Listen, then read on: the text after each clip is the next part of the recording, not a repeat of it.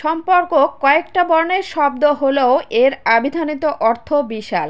যে কোনো সম্পর্ক ভালোভাবে টিকিয়ে রাখার জন্য কিছু কিছু বিষয় অবশ্যই মেনে চলতে হয়।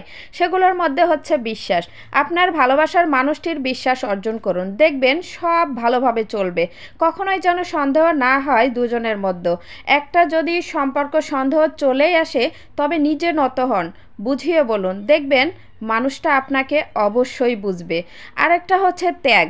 আপনার সম্পর্ক মধুর করে গড়ে তোলার জন্য অবশ্যই অনেক ত্যাগ স্বীকার করতে হবে। হয়তো ভাববেন সে তো করছে না, কিন্তু মনে রাখবেন আপনাকে দেখেই সে কিন্তু ত্যাগ করা শিখবে।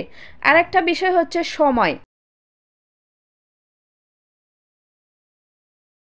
ভালোবাসার মানুষটিকে অবশ্যই সময় দিতে শিখুন।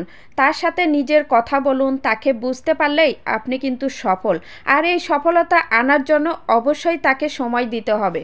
শুধু সময় দিলেও হবে না, তাকে কিন্তু বুঝতেও হবে।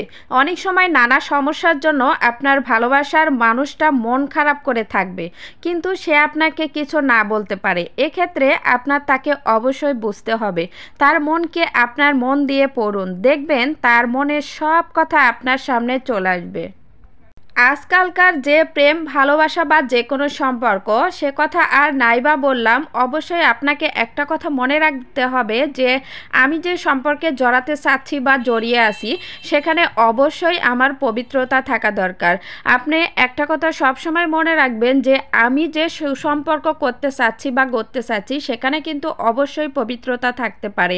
যে কোনো লোভ লালসার কারণে আপনার এই সুন্দর সুসম্পর্ক মুহূর্তের মধ্যেই নিজের অজান্তেই শেষ হয়ে যেতে পারে। এজন্য যে কোনো সম্পর্কে পবিত্রতা অবশ্যই দরকার। আরও একটা বিষয় হচ্ছে উপহার। হ্যাঁ, আপনি ভাবতে পারেন অনেক দামি কিছু কিনে দিলেই হলো, তাই যদি ভাবেন তাহলে বলবো আপনি ভুল। যদি আপনার প্রিয়জনের মনটা বুঝে উঠতে পারেন, তাহলে তাকে খুশি করতে বেশি কিছু লাগে না। কাঁচা ফুলের চাইতে কিন্তু নকল ফুলের দাম আজকাল অনেক বেশি, তাও মানুষ কাঁচা ফুল ভালোবাসে।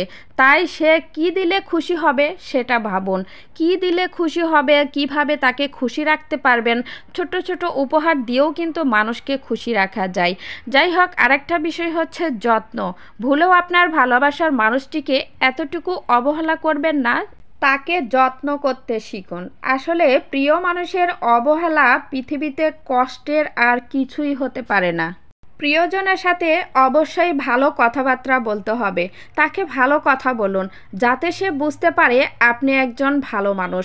অবশ্যই প্রত্যেকটা মানুষের রাগ থাকতে পারে, জিদ থাকতে পারে, ভালো মন্দ সব কিছু মিলেই আর কি জীবন। তারপরেও তার সাথে ভালো কথা বলতে হবে। তাকে ধর্ম নিয়ে কথা বলুন, তার পড়াশোনা বিষয়ে কথা বলুন, সে কি চায় সবগুলো বিষয়ে ভালো মন্দ নিয়ে কথা বলুন। এতে সম্পর্ক অনেক ভালো থাকবে।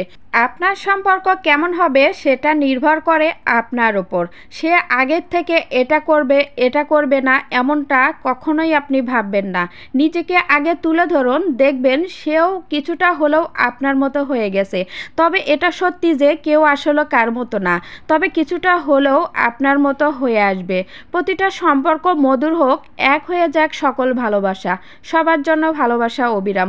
কথাগুলো আপনাদের কেমন লেগেছে অবশ্যই কমেন্ট করতে ভুলবেন না। আল্লাহ হাফেজ।